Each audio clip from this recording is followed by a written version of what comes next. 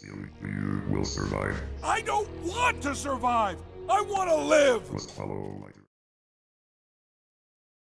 We expected the COVID-19 crisis to end soon and go back to our normal days, but it hasn't been terminated yet, and we are facing a new critical situation.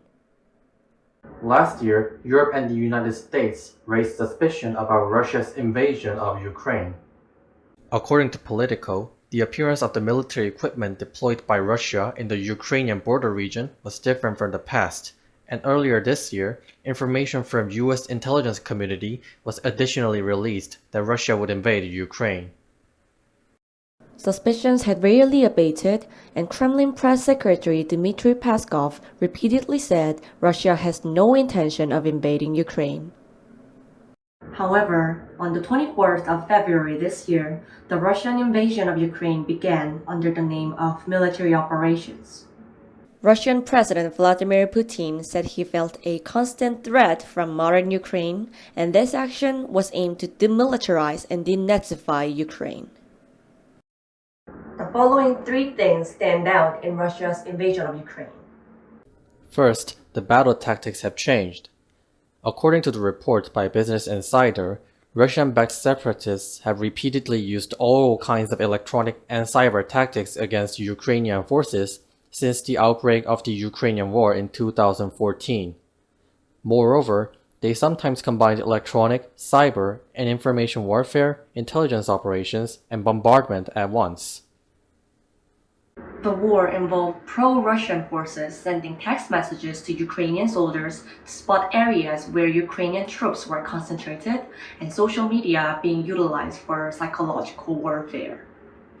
Ukraine's Ministry of National Defense posted videos of Russian captives on Twitter and Facebook, while Russian state media posted a video on TikTok where pro-Russian rebel was urging the Ukrainian forces to evacuate to Russia as tensions in the Donbas region were rising. Second is weaponization of resources. As the US and Europe imposed economic sanctions on Russia, Russia has been trying to weaponize natural gas. Russia's state-run natural gas company cut its supply to 40% of its usual level, saying that the turbine has not been returned from Canada due to Western economic sanctions.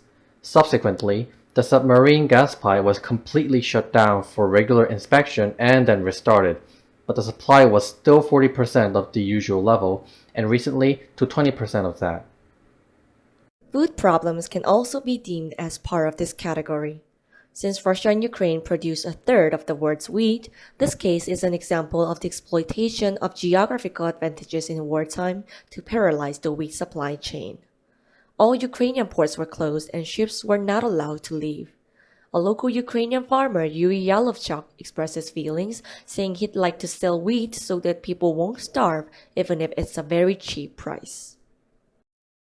Lastly is Ukraine's nuclear power plant. Zaporizhzhia, located in southeastern Ukraine, has the largest nuclear power plant in Europe. Skirmishes are taking place here, raising concerns about nuclear safety. As the Russian military is also concentrating its troops in nearby Kherson, if the encounter intensifies, the possibility of a radiation leak cannot be ruled out. Ukrainian President Volodymyr Zelensky criticized Russia for nuclear terrorism. This is the first war of aggression in Europe since World War II, creating a terrifying time for everyone. And the ordinary Russian people are not ready for this combat either, because the invasion was only approved by the Russian Senate without the general support of the public.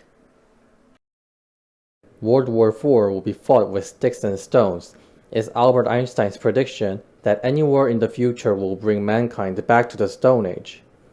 Russia's invasion of Ukraine is a reckless move by Russia, but it will not be the only country to be run away.